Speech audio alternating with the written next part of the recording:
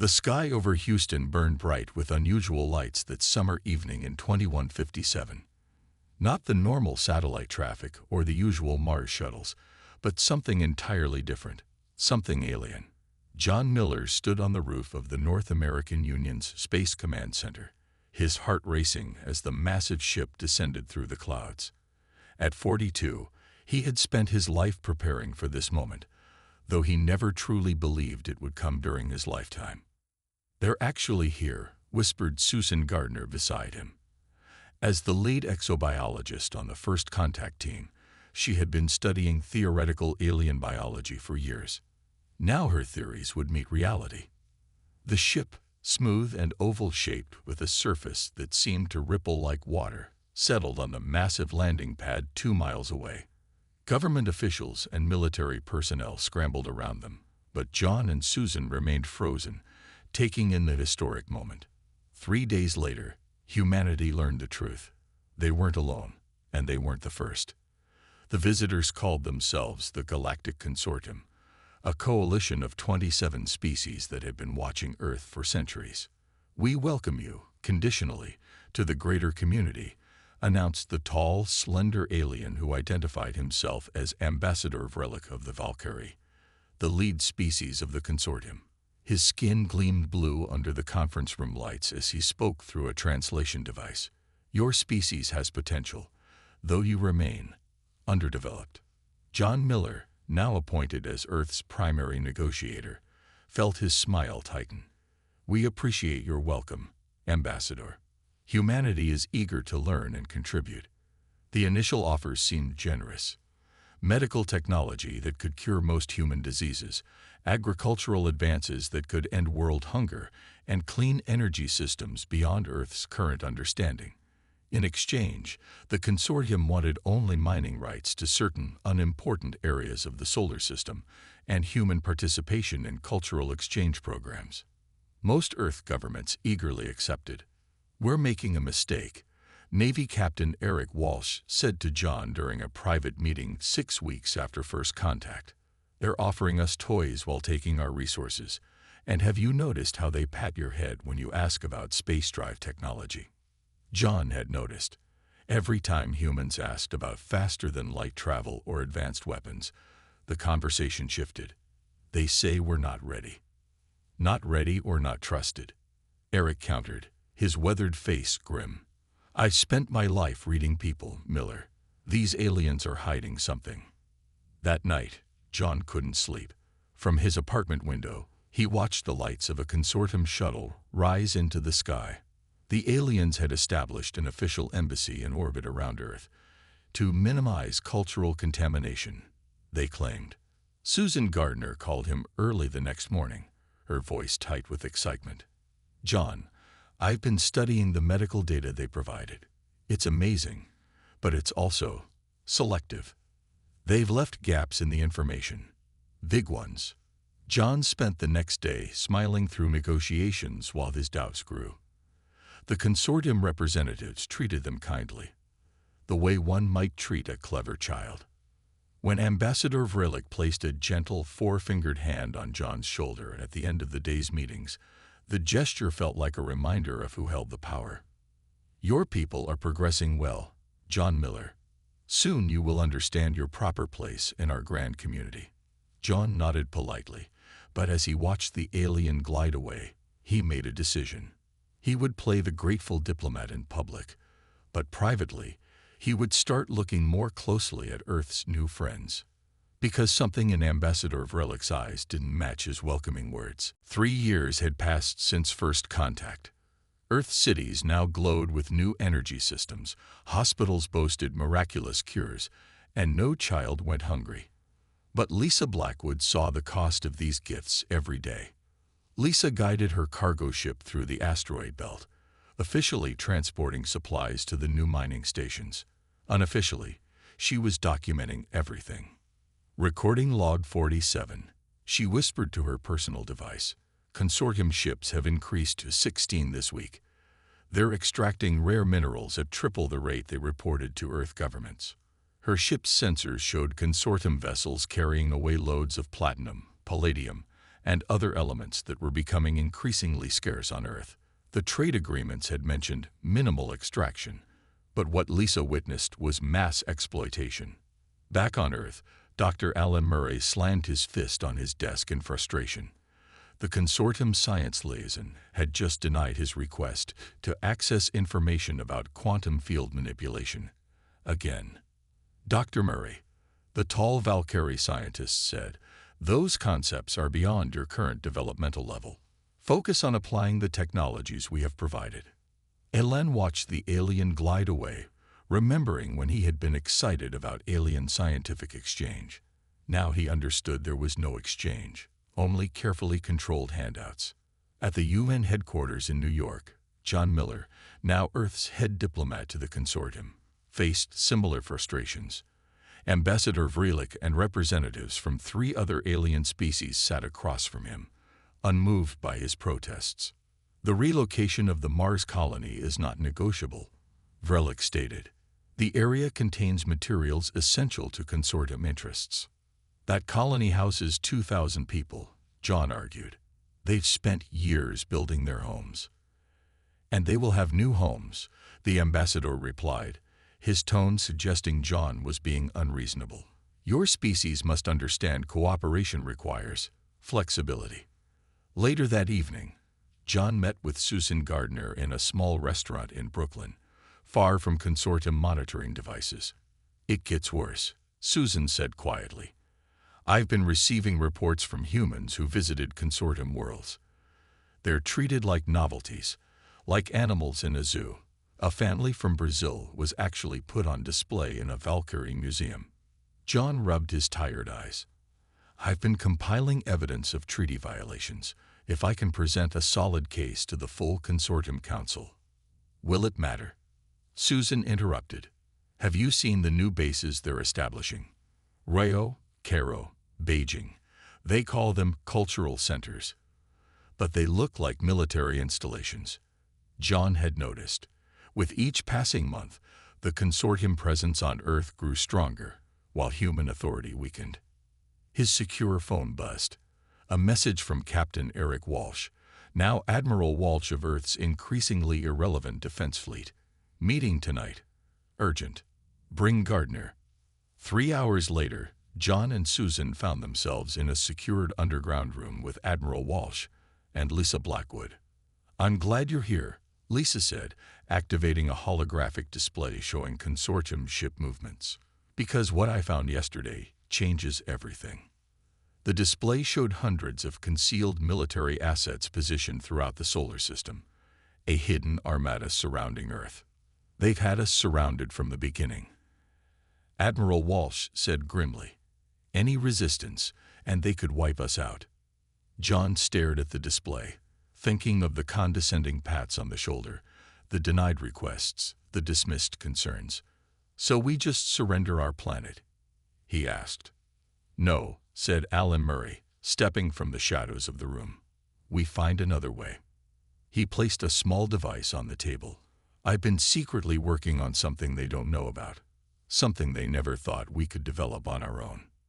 The device glowed with an energy signature unlike anything the consortium had shown them.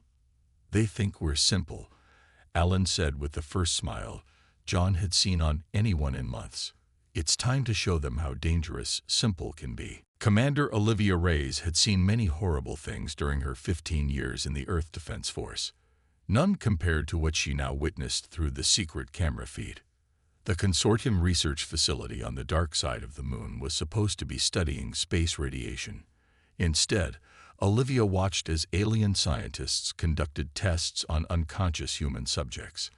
Men and women who had supposedly been hired for routine medical studies were being examined like lab specimens. "How long has this been happening?" she asked the pale-faced technician beside her. "At least 8 months," he replied. "They're studying our neurological responses to various stimuli. The subjects don't remember afterward." Olivia's hand tightened on her sidearm. 1 year had passed since the discovery of the hidden consortium fleet. 1 year of humanity quietly preparing while pretending to accept their increasingly bad position. That same morning in Geneva, John Miller faced the Consortium High Council with evidence of the secret experiments. "This violates 17 different clauses in our agreement," John said, his voice steady despite his anger. Ambassador Verlick waved a slender blue hand dismissively. "Your species exhibits primitive emotional reactions to standard scientific procedures. These subjects are well compensated and unharmed. You're experimenting on people without their knowledge," John pressed. "An unfortunate translation error in the consent forms," another alien representative added with what passed for a smile among his species. John left the meeting knowing nothing would change. He also knew time was running out. The new protection tax announced by the consortium would drain Earth's remaining independent resources within years. 2 days later, the situation exploded. A consortium battle cruiser destroyed the Europa research outpost, killing all 47 scientists stationed there. The alien commander claimed the humans had violated consortium territorial rights never previously disclosed to Earth authorities. Dr. Alan Murray received the news while working in his hidden laboratory. His wife had been the outpost's lead researcher. They didn't even try to warn them. Alan said numbly when John and Olivia came to see him. "Carol was sending me messages right up until. She never mentioned any territorial dispute. The consortium offered what they called generous compensation for the unfortunate incident. Some medical supplies and food concentrates. They expect us to just accept this and move on," Lisa Blackwood said during the emergency meeting of what was now being called the Resistance Council. "They kill our people and throw us scraps." Admiral Walsh nodded grimly. "Operation Reckoning is at 87% readiness. We need more time." "We might not have more time," Olivia countered, showing new intelligence reports. Consortium forces are establishing larger bases in major cities. They're positioning for complete control. That evening, the consortium overseer, a high-ranking Valkyrie who rarely appeared in public, gave a speech that was broadcast globally. He spoke about the productive partnership between the consortium and Earth, the paternal guidance provided to humanity. Then came the slip that changed everything.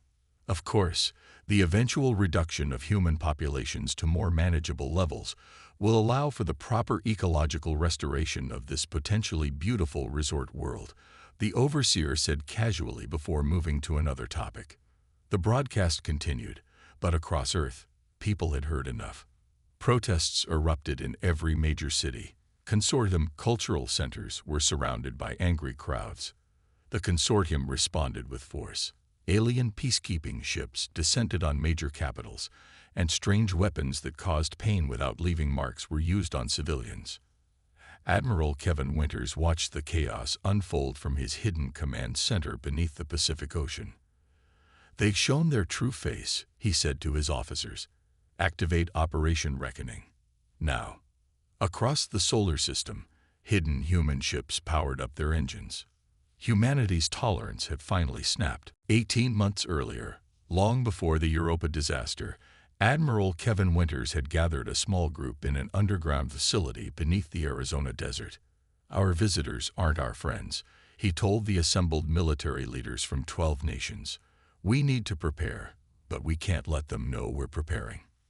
That day, Operation Reckoning was born. While the consortium thought humans were simply adopting their gifted technology, select teams were secretly taking it apart, studying it, and improving upon it in ways the aliens never expected. Lisa Blackwood became the operation's most valuable pilot. Her cargo runs provided the perfect cover for smuggling restricted components to the hidden shipyards on the far side of the moon.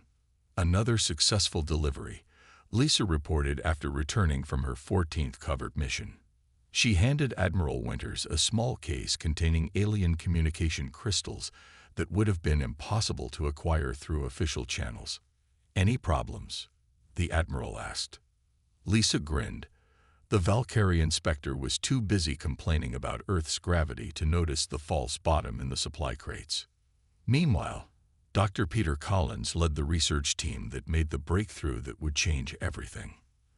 The consortium uses quantum entanglement for their communications, Peter explained to the Reckoning Leadership Council. but they limited it to binary states. We've discovered how to expand the quantum field to handle multiple states simultaneously. In simple terms, humans had developed better communication technology than their advanced overlords. They'll never expect this, John Miller said.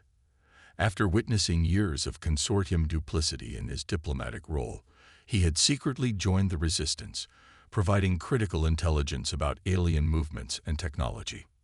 They think we're copying their homework, John continued. They have no idea we're writing a whole new book. The Reckoning fleet grew ship by ship, hidden in asteroid shadows and concealed lunar craters.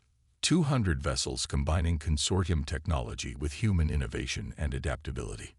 The ships were smaller than consortium vessels, but faster and more maneuverable. Most importantly, they could coordinate perfectly using the new quantum communication system. They rely on their technological edge. Admiral Winters told his captains during their final briefing, but they've grown complacent. They believe we're still trying to understand their basic systems. Now, as protests erupted across Earth and consortium, peacekeepers moved to suppress them. The waiting ended. From his command center, Admiral Winters activated the quantum communication link. Across the solar system, ship captains received their orders simultaneously. All stations, this is Reckoning Actual, Winters announced. The tolerance protocol is now in effect. On her ship, the sleek stealth vessel codenamed Defiance, Lisa Blackwood prepared her crew for their first real mission. Remember your training, she told them. We're not just fighting for ourselves. We're fighting for everyone who comes after us.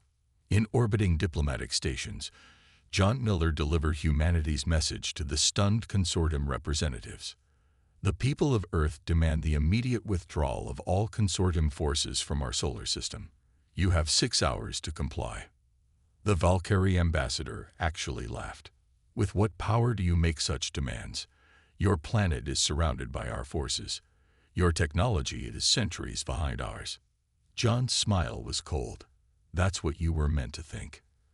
Dr. Peter Collins sat at the Quantum Communications Hub, coordinating the movement of the entire human fleet with precision the consortium couldn't match. All ships in position, he reported. Ready on your order, Admiral. Commander Olivia Reyes, leading a strike group near Jupiter, checked her weapons systems one final time. The memory of those experimented upon drove her forward. Admiral Winters looked at the tactical display, showing the positions of every consortium ship in the solar system. They were still scrambling to understand what was happening. Show them, he ordered, what humanity does when pushed too far. Across the solar system, humanity's hidden fleet revealed itself and attacked. The consortium security officer on the Mars Command Center never saw the attack coming. One moment, the system showed clear space around the facility. The next moment, 5 human ships appeared seemingly from nowhere. Impossible, he gasped, reaching for the alarm. Commander Olivia Reyes led the Mars assault personally. Her ship, the Vengeance, moved with a speed and precision that no consortium vessel could match. Target their communication array first, she ordered. Don't let them call for help. Across the solar system, similar scenes played out as humanity's hidden fleet struck simultaneously at 27 consortium strongholds. The perfect coordination through quantum communications left the aliens confused and disorganized.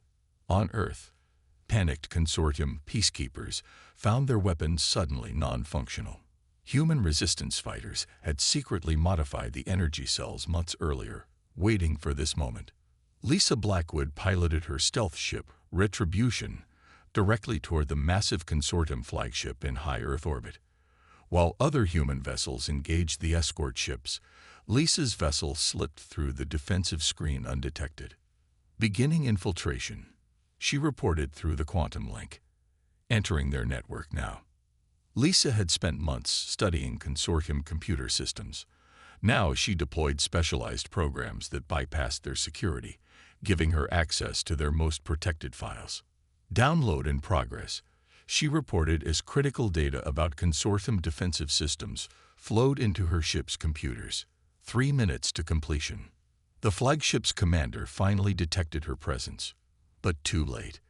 Defense systems aimed at her ship, but Lisa had already plotted her escape route. Download complete. Extracting now, she announced, firing specialized thrusters that sent her ship into a maneuver no consortium vessel could perform. The alien weapons missed completely as the Retribution vanished into the darkness of space. Meanwhile, John Miller enacted his part of the plan. From a secure broadcast station, he sent a carefully prepared message to every species in the consortium, not just the ruling Valkyrie. People of the galaxy, he began. For years we have endured exploitation and abuse at the hands of the consortium leadership. Today, we show you the truth they have hidden. The broadcast included evidence of consortium atrocities, exploitation of resources, and secret plans to reduce Earth's population. Most importantly, it revealed how the Valkyrie had been manipulating other species as well. We fight not just for humanity, John concluded, but for all who have been deceived and controlled. The effect was immediate. Several junior races in the consortium expressed shock and withdrew their forces from the conflict. Some even turned against their Valkyrie masters. Admiral Winters watched from his command center as the battle unfolded. Human ships were taking losses, but far fewer than expected. The element of surprise had worked perfectly. "Sir," a communications officer called, "the Valkyrie High Command is deploying their elite armada. They're coming from their central base at Saturn." Winters nodded. This was expected. "All ships, execute Formation Delta. Prepare to receive the Valkyrie Elite Force." The Valkyrie Elite ships emerged from faster-than-light travel near Titan, Saturn's largest moon. Their commander opened a communication channel to all human vessels. "Primitive rebels," the Valkyrie admiral sneered. "Your moment of defiance ends now. Watch as your pathetic fleet is erased from existence." What the Valkyrie didn't know was that humanity had prepared specifically for this moment. Dr. Peter Collins activated the final phase of Operation Reckoning. Targeting systems online. The Valkyrie ships are in perfect position. For months, human scientists had studied Valkyrie technology and discovered a critical weakness in their shield systems. They emitted an energy signature that, with the right counter-frequency, could be completely neutralized. "All ships," Admiral Winters commanded. "Deploy sunburst weapons. Show them what happens when you underestimate humanity." As the Valkyrie fleet advanced confidently toward what they thought would be an easy victory, hundreds of specialized missiles launched from the human fleet. The Valkyrie admiral's expression shifted from confidence to horror as his supposedly impenetrable shields failed completely. The Valkyrie elite fleet burned against the backdrop of Titan's orange glow. Ship after ship fell to the human sunburst weapons, their supposedly impenetrable shields useless against the precisely calculated counter-frequencies. "This cannot be happening," the Valkyrie admiral screamed as his flagship shuddered under repeated hits. "They are primitives. They are barely space-capable." His last transmission cut off as his command ship exploded in a brilliant flash of light and energy. The Battle of Titan, as it would later be known, lasted less than 2 hours. When it ended, the most feared military force in the galaxy lay in ruins, defeated by the species they had dismissed as simple and weak. News spread rapidly. Quantum communication signals, untraceable by consortium technology, carried the message to the farthest reaches of known space. The invincible Valkyrie had fallen. On 7 different worlds, oppressed species who had endured centuries of Valkyrie rule rose in rebellion. Ancient alliances fractured as the truth became clear. The mighty consortium was built on lies. Dr. Peter Collins led a team of human hackers in the final blow against the Valkyrie information system. Using access codes obtained from Lisa Blackwood's mission, they penetrated the consortium's central database. "It's all here," Peter said, his voice filled with disgust as he reviewed the files. "Thousands of years of manipulation. The Valkyrie have been doing this to dozens of species, not just us." Alan Murray discovered something even more shocking as he sorted through the data. They've been deliberately suppressing technological development across the galaxy, he reported to Admiral Winters. Anytime a species gets close to developing technology that might challenge them, the Valkyrie step in and redirect their progress. On Earth, the consortium peacekeeping forces surrendered one by one as their supply lines were cut off. The few who resisted were quickly overwhelmed by humans using weapons specifically designed to counter alien defenses. John Miller found himself in an unexpected role as representative species across the galaxy began contacting Earth. Many had watched the Valkyrie's abuse of humanity with silent sympathy, afraid to speak out. Now they saw a chance for a new beginning. "We want to form a new alliance," said the ambassador from the Tellarite system, a species that had been among the first conquered by the Valkyrie centuries ago. One based on equality, not domination. Similar messages arrived from 20 other systems within days. The victory celebration was cut short when Lisa Blackwood's analysis of the captured data revealed the final terrible threat. "The Valkyrie have a planet-killer weapon stationed at Neptune," she reported grimly, "and they're preparing to use it against Earth as a final act of vengeance." Admiral Winters studied the data with growing concern. The weapon used gravitational technology to create a controlled black hole, enough to tear a planet apart. "How long do we have?" he asked. 12 hours at most," Lisa replied, "and our fleet is scattered across the system after the battle."